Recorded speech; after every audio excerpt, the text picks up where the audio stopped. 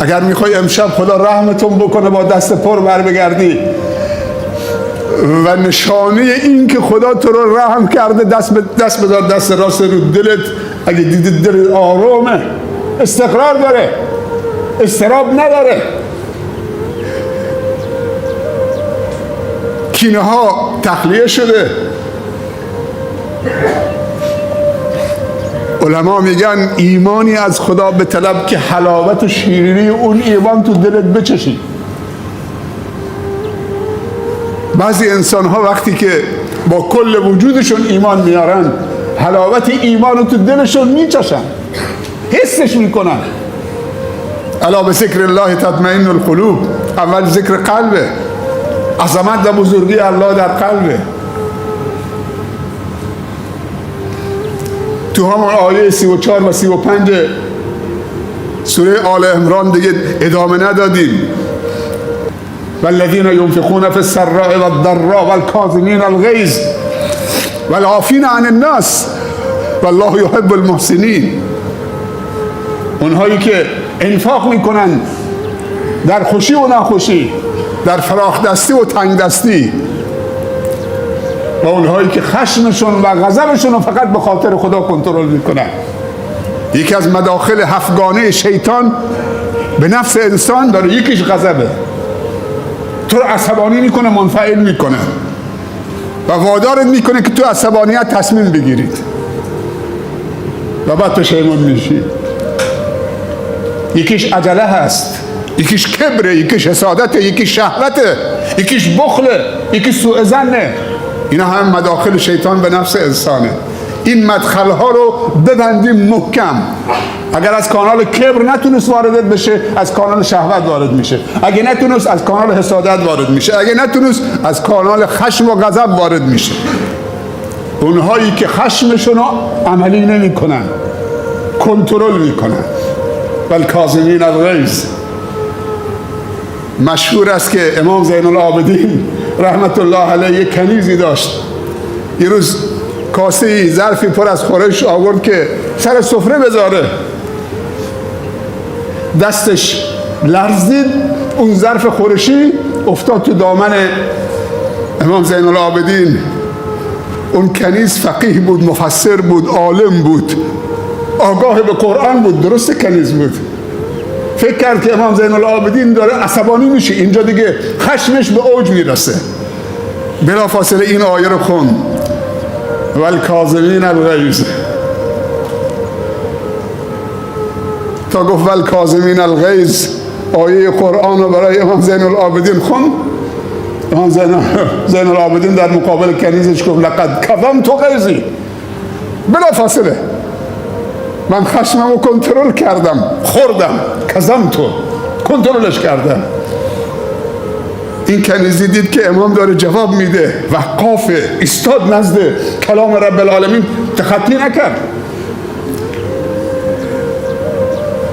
گفت والعافین عن الناس دنبالش. اونهایی که عفو میکنن، مردم رو میبخشن، برای خودشون انتقام نمیگیرن. اگر قرار بود کسی برای خودش انتقام میگرفت، باید پیامبر از ابو سفیان و از هند جگرخوار انتقام میگرفت. ولی تفاوت پیامبران که رحمتاً للعالمینن با تفاوت حکام و پادشاهان همینه. اونها عفو میکنن، اونها نمیتونن ببخشن. اونها برای حفظ ملکشون هزارها و میلیونها میکشن. فرعون چند هزار کودک رو کشت که ملکشو نگه بداره. و دیکتاتورهای زمانم اگه کل مردمشون رو بکشن، نابود بشن، به خاطر که حکمشون بماند، چه؟ کل مردم فدای حکمشون میکنن. ابو سفیان 21 سال مبارزه کرد، یاران پیامبر رو شکنجه داد، وادارشون کرد که هجرت بکنن، آواره وطنشون کرد، در بدرشون کرد، مال و اموالشون مصادره کرد، سمیه رو شهید کردن، بلال رو شکنجه کردن. ولی وقتی مکه رو فتح کرد گفت اذهبوا فانتم الطلقاء، برید که همتون رو بخشیدم. حتی نگفت یا مسلمان بشی یا گردنت میزنم. اسلام باید عاشقانه باشه، اسلامی که درش نفاق تولید نشه، اسلام اکراه نباشه. عفو عمومی صادر کرد. پیامبر رحمت الله للعالمین میگن یکی دشنام داد به حضرت عیسی سکوت کرد و دستش بلند کرد گفت اللهم اهد قومی فانهم لا یعلمون. خدای ببخشش. یکی گفت دشنام داد، گفت اون کاری که ازش برمی آمد انجام داد، منم کار پیامبری خودم انجام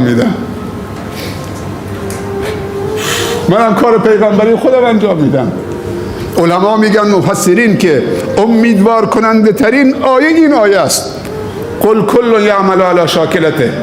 میگو هر کسی کار خودشو میکنه، الله کار خداوندی خودش میکنه و بندگان هم کار بندگی خودشون میکنن، خطا میکنن، اشتباه میکنن، الله ستر میکنه. ستر خدا رو ندارید. علما میگن گناه بده، اما بدتر از گناه 4 چیزه. یکی کوچک شمردن گناه، دوم اصرار بر گناه، سوم توجیه کردن گناه، چهارم آشکار کردن گناه. شب در خلوت خودت گناه کردی، خداوند ستر کرده، صبح میری تو باشگاه، میری در ملأ عام، تو بازار، چوش دوستان دیشب چه کار کردم، ستر خدا رو پاره میکنید. والعافین عن الناس. کلمه بعدی گفت لقد عفوت عنک، برو که بخشیدمت. علما میگن عفو باید درش اصلاح باشه و درش احسان باشه. بلافاصله دید که جواب داد، گفت والله یحب المحسنین. خداوند انسانهای نیکوکار رو دوست داره. گفت برو که آزاد کردمت در راه خدا، تو دیگه کنیز من نیستی. اگر تو بخشیدی عزیزی که در حق تو بدی کرده، اما زیر لب گفتی برو که بخشیدم، تحویل خدا دادم، تو نبخشیدی، به خدا واگذارت کردم. نه، اگه بخشیدی باید از ته دلت ببخشی که بعد میتونی تو آغوشش میگیری. نه که بخشیدمت ولی به خدا واگذارت کردم. بخشیده، به ظاهر بخشیده ولی جواب سلام نمیده، ولی سلام نمیکنه، ولی روشو برمیگردونه، ولی محبتش کمرنگ شده. امام زین العابدین گفت برو که آزادت کردم. این میش میگن احسان در عفو. والله یحب المحسنین آمده بعد از والعافین عن الناس. الله اکبر. وقاف بودن. هم دیگر رو ببخشیم، عفو بکنیم. خدا انشالله لکنت این دخترمون، خواهر این عزیزمون که برادرش تو فکر خواهرشه، لکنتش رو برطرف بکنه و همه کسانی که لکنت دارن و زبان ما و بچه های ما رو فصیح، بیان ما رو فصیح بکنه. بگید آمین. عزیزی دوباره تقاضای دعا کرده بود برای برادرش، یکی تقاضا برای پدرش. خدایا همه عزیزانی که سفارش دعا کردن مشکلشون رو حل بکن، چه بیمار دارن، چه زندانی دارن، چه مسافر دارن، چه بدهکار دارن، چه و مشکل کسانی که مشکلی شبیه مشکل این عزیزانی که از ما تقاضای دعا کردن. خدایا همه ما را و همه عزیزان ما را و همه برادران ما و خواهران ما و همه امت اسلامی و همه برادران و خواهر انسان ما و غیر مسلمان ما را امشب همه رو به راه راست هدایت بفرما و از ما قبول بفرما و ما را خاتمه به خیر بگردان و ما را با دست پر امشب گناهی آمرزیده امیدوار با آرامش کامل محبت حاصل شده امشب به خانه هامون بر بگرد.